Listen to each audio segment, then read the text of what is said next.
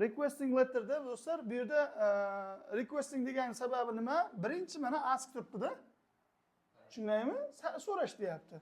Aytayapti, siz deyapti do'stingiz bilan deyapti sayohatga chiqdingiz va ikkalangiz ham rasmlar olgansiz.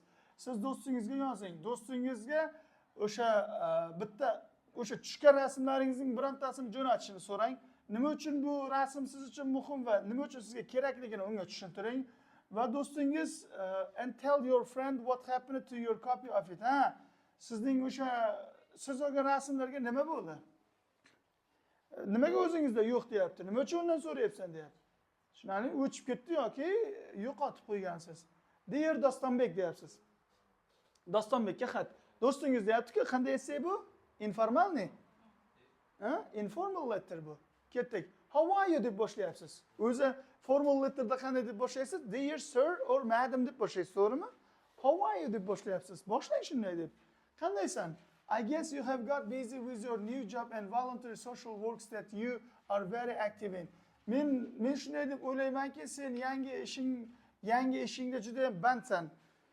Va sen doim o'sha ishda deyapti va deyapti o'sha nima? Ko'ngilli bo'lgan ijtimoiy ishlarda bandsan. Sen doim o'shanda faolsan. Men xohlardimki, men ham senga o'xshagan faolroq bo'lganimda edi.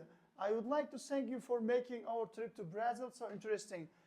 Braziliyaga bo'lgan sayohatimizni qilib berganing, o'sha uyushtirganing uchun senga rahmat aytmoqchiman. Ketdi. Bizning Braziliyaga safarimiz ajoyib bo'ldi. Turli xil mashg'ulotlar bajardik. U yerda o'sha unutib bo'lmaydigan darajada. Men hali ham eslayman, bizning o'sha sayohatimizda kuni Rio de Janeiroda bo'lgan. Qayer bu? Braziliyadagi shahar. The Historic Center of Salvador. Salvadorning nima? Markazi. Sal xato ketgan. Salvadorning markazi emas. Farqi yo'q, yozib ketganmiz. I particularly relished the old town as it was filled with graceful tranquility.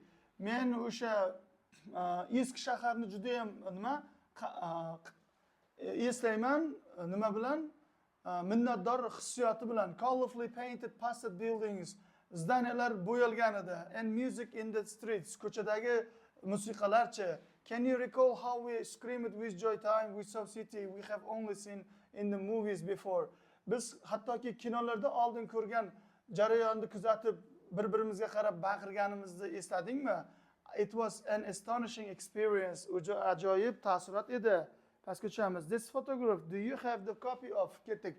Senda deyapti, biz o'sha olomonning ichida olgan rasm bormi? Kopiyasi. If I was a local resident, o'sha mahalliy xalq ichida olgan rasmimiz. The picture portrayed different me in it and it lightning worked like magic. O'sha rasmda men ajoyib ko'ringanman, hattoki o'sha sehrli nimanga o'xshab, nima? Nurga o'xshab deyaptimi? Aha. I am unfortunate to find that I do not have a copy of this picture. Baxtga qarshi menda bu rasmning kopiyasi yo'q. Men uni boshqa joyga qo'ygan bo'lishim mumkin yoki yo'qotgan bo'lishim mumkin. Tushunyapsizmi? Kuchsiz ehtimollikni ifodalaydi. Mas bilan kelganda, mashhurdan. Tushunyapsizmi? Ketdik ikkinchisi.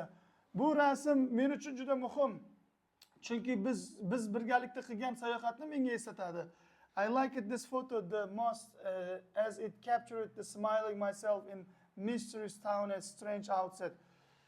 Notanish bo'lgan shaharda, sirli bo'lgan, notanish bo'lgan shaharda meni bu rasmni juda ham yaxshi ko'raman, chunki bu rasmda men jilmayib tushganman. I was so overwhelmed with the beauty of this town that I forgot to take pictures. Men shunchalik xursandligimdan rasmga tushirish, rasmga olish, shaharning shunchalik chiroyidan xursand bo'lganimdan rasmga olish esimdan chiqib ketibdi. Agar men juda ham minnatdor bo'lardim, agar sen menga shu rasmni jo'natsang o'zingga qulay vaqtda. Take care, o'zingni ehtiyot qil va ajoyib bo'l. Iliq tilaklar bilan Muhammad Sayilov deb essay tugatyapti. Tushunyapsizmi do'stlar? Braziliyada yaxshi joylar bor do'stlar, sayohat qilishga, lekin ehtiyot bo'lish kerak. Bu yerda nima? Odam o'g'rilari juda ko'p. Nafaqat odam o'g'rilari, balki nima deydi, tutib olib brakonnerlarga beraveradigan to'dalar ham bor do'stlar. Ehtiyot bo'lamiz. Mana shu yerda essayimiz tugaydi. Hech qanaqa bir chetga chiqish yo'q. Faqat mavzu haqida gapirildi.